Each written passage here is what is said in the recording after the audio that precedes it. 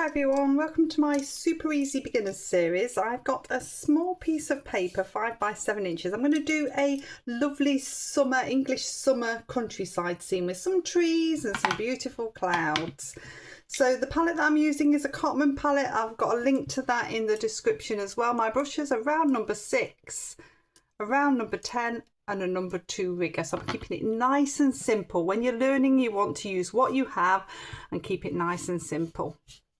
So I'm going to come across with some water about halfway. I'm going to get a nice sheen on this top. So no dry bits, no dull bits. Get that nice sheen on here. Don't want any puddles.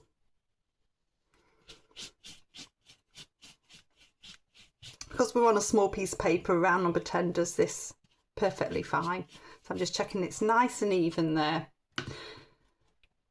Going to come into, I've loaded it with water, I'm coming into some cerulean blue. If you didn't have cerulean blue, you could use something like a cobalt blue or an ultramarine blue. Basically use what you have. So what you'll see I'm doing now is I'm pushing down the brush and doing a little circular motion. This stops the paint coming out of the brush because I'm holding it down, and I can start to create some really nice clouds. Circular motion is always great for fluffy clouds. So I've got a really nice base there. And just rinse that brush off. I'm going to drop down now to around number 6. So I'm a little bit more in control. I'm going to go into a darker blue. So this is ultramarine blue. And I can start to pop a little bit of this blue in. So I'm doing that same circular motion.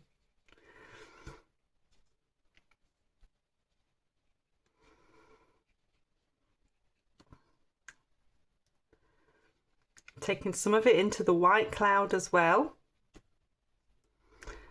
and some into separate areas as well. The more you push down, the more in control you are of that paint.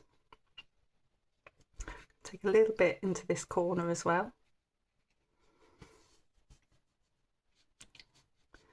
And a few light little wispy bits. So this is no extra water, just a few light little wispy bits.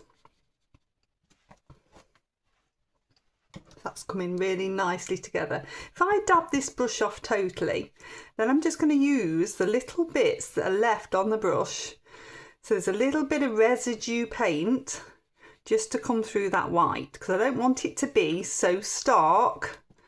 You see that? We've just got those little bits of shadow. You can also take little bits from here and just pull it. As long as the brush is fairly dry, that dabbing off, you can manipulate the paint around on the paper. And rinse that one off, dry it off, and then load it up. And I'm coming into some sap green.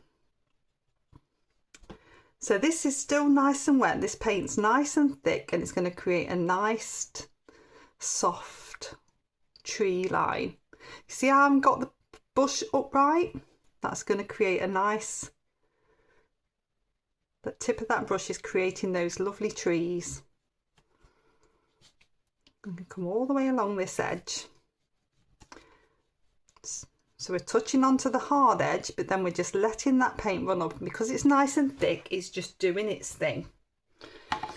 Rinse that off. Now, in my palette here, I've got something called Viridian, which makes a fabulous dark green. I'm going to take it into here, and then I'm going to take some brown into it. So this could be burnt umber, this could be burnt sienna. If you didn't have Viridian, then you might have something like a phthalo blue, or you could use ultramarine blue with a bit of yellow, or ultramarine blue with a bit of sap green. You want a really lovely dark green. You can see how dark that is, and I'm coming in. So I'm going to use that now to create another layer of tree. Now, Viridian is made with phthalo blue, and it's quite a shooty pigment, so you'll see that it probably will shoot higher than the sap green. So I'm not going to use it everywhere because I want some of this to stay behind. So I might have a bigger tree here, but I want some of that green to still show through that other green. I might even have a bigger tree here. So we've got that nice combination happening there. Now if you want to stop it moving, then dry it off. So I'm just going to dry this off now. There we go, so that's nicely dry. I'm going to go back to my round number 10. We're going to pop some water on this bottom section again, nice and even, no puddles, no dry bits. Come all the way up to the tree line that we've done.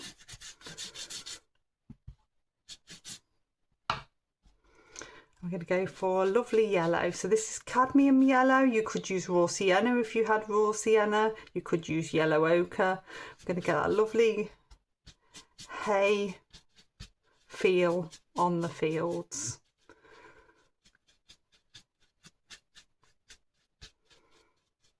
So I'm taking that all the way across, round number 10, keep dipping in. Want to make it stronger at the front, lighter at the back. So I'll just take a little bit more paint in at the front. And then, no, I'm not even rinsing my brush, and I'm going to come into some sap green. I'm just going to create a little bit of an upright stroke at this front section, and then just take the residue of that sap green through to create a little bit of shadow.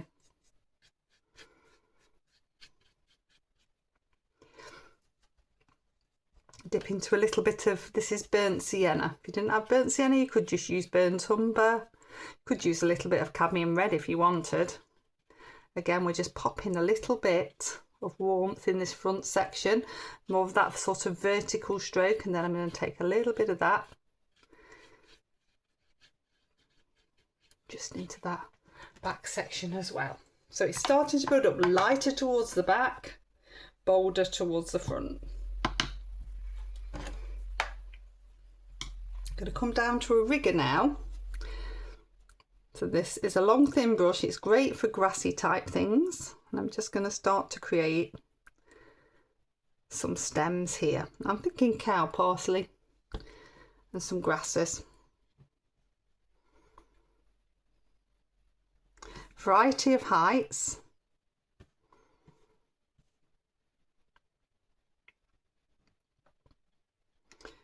Where it's going to be cow parsley, I want you to pop some little, little Y's, little Y on the top, just so that it's got something for the cow parsley to sit on.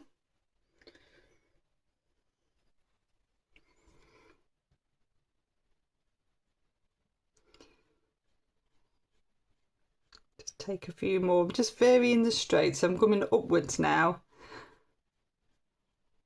just so I get a more sort of natural grassy stroke. Okay, I'll dry that one off. Okay, so that's nicely dry. So I now want to build up that texture, and I find it easier to paint these upside down. So I'm back with my rigger because I like to do a downward stroke to get a nicer point. So you can see I'm resting on my little finger, and I'm going to move along. So this is dipping into the sap green using my rigger. Variety of strokes, variety of heights, variety of directions. If it doesn't flow, you want a bit more water on it. Sometimes the paint can be too thick and it doesn't flow.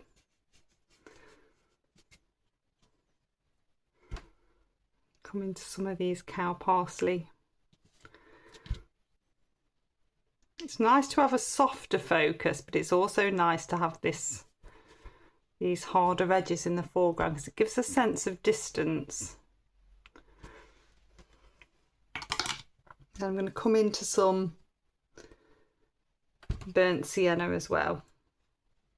Just bring some of that through. What's quite nice about burnt sienna and sap green mixing together is it makes a natural looking green. Any sort of red or brown in a green, complementary colours wise, will make it look more natural.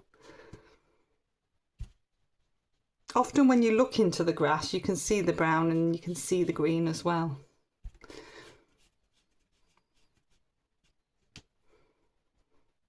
So again, doing a variety of strokes, a variety of heights, a variety of directions.